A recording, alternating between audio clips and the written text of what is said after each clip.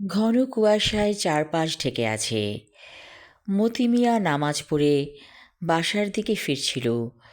হঠাৎ পুকুর ঘাটলায় দেখল একটা আবছা অবয়ব। কে ওখানে বসে আছে? ধীরে ধীরে মতি মিয়া সেখানে গেল। গলায় একটু আওয়াজ করে বলল, কে ওইখানে? কোনো শব্দ নেই। আবারও বলল মতি মিয়া, ওইখানে কে বসে রইছে? শব্দ নাই কেন? তখন বসে থাকা লোকটি বলল, আমি মাস্টার। তাই নাকি? তুমি এইখানে বসে রইছো কেন? এত সকালবেলা নামাজ পড়তে যাইলা না মসজিদে? মাস্টার বলল, আমি নামাজ পড়েই এসেছি। কই তোমারে তো দেখলাম না? মাস্টার বলল, আমি বাসায় নামাজ পড়েছি। মতি মিয়া বলল, মসজিদ থাকতে বাসায় নামাজ পড়ো কেন? মসজিদে যাইবা, নামাজ পড়বা। ও মাস্টার, এখানে বৈশা কি করো? মতি মিয়া গ্রামের একজন বৃদ্ধ লোক। সে প্রচুর কথা বলে এবং সবাইকে তুমি করে সম্বোধন করে। সে মনে করে সে সবার চাইতে বয়োজ্যেষ্ঠ, যার কারণে তুমি করে বলাটাকে উত্তম মনে করে। মতি মিয়া বলল, ও মাস্টার, বাড়ি যাও, এখানে বসে থাইকো না, ঠান্ডা লাগা যাইব। এই বলে সেও মাস্টারের পাশে এসে বসে পড়ল। মাস্টার বলল, দুনিয়াটা অনেক অদ্ভুত, তাই না? মতি মিয়া বলল, তোমার কি আজকে ভাবে পাইছে নাকি? মাস্টারের নাম বরকতুল্লাহ। সে হাই স্কুলের টিচার এবং সে যথেষ্ট জনপ্রিয় একজন টিচার। মতি মিয়া বলল, আজ যে বাসায় কী রান্না হয়েছে কিছুই জানি না। আমার নিজের বউ মরে যাওয়ার পরে ছেলের বউটা তেমন যত্ন করে না। বরকতুল্লাহ বলল, আমার বাসায় চলেন, আমি আজকে পায়েস রান্না করেছি।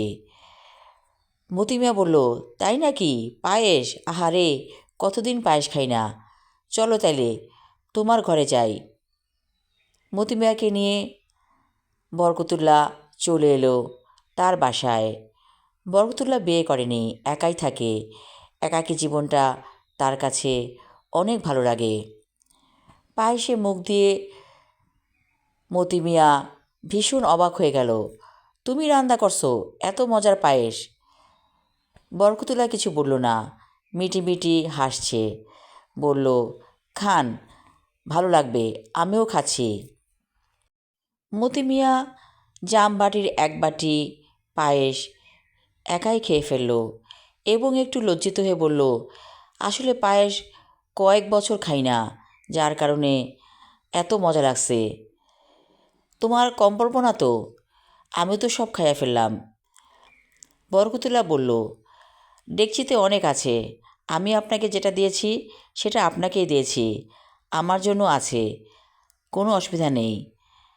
মতি মিয়া একটা তৃপ্তির ঠেকুর তুলে বলল, এক কাপ চা খাইলে ভালো হইতো, দুধ চা না, এলাচি দারচিনি দিয়া রং চা।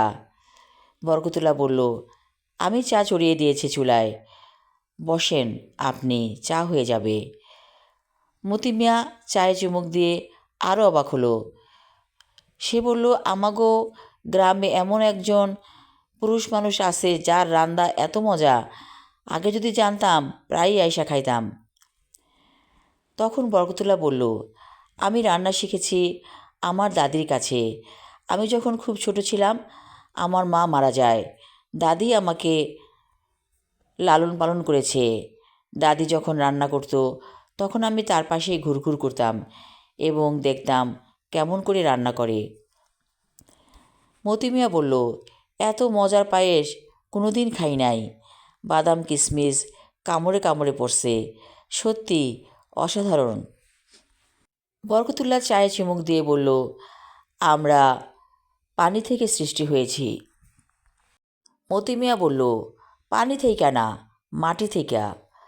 বরকতুল্লাহ বলল, আমাদের শরীরে 3 ভাগ পানি, 1 ভাগ মাটি। আপনি আমার সাথে কিছুক্ষণ বসুন, আমার আজ মন ভালো নেই। মতি মিয়া বলল, বাসায় তো চিন্তা করব, পোলার বউ কইব বুইরা কই গেছে, এখনও আসলো না কেন? বরকতুল্লাহ বলল, আপনি মাঝে মাঝে আমার এখানে এসে খেয়ে যাবেন, আমার ভালো লাগবে।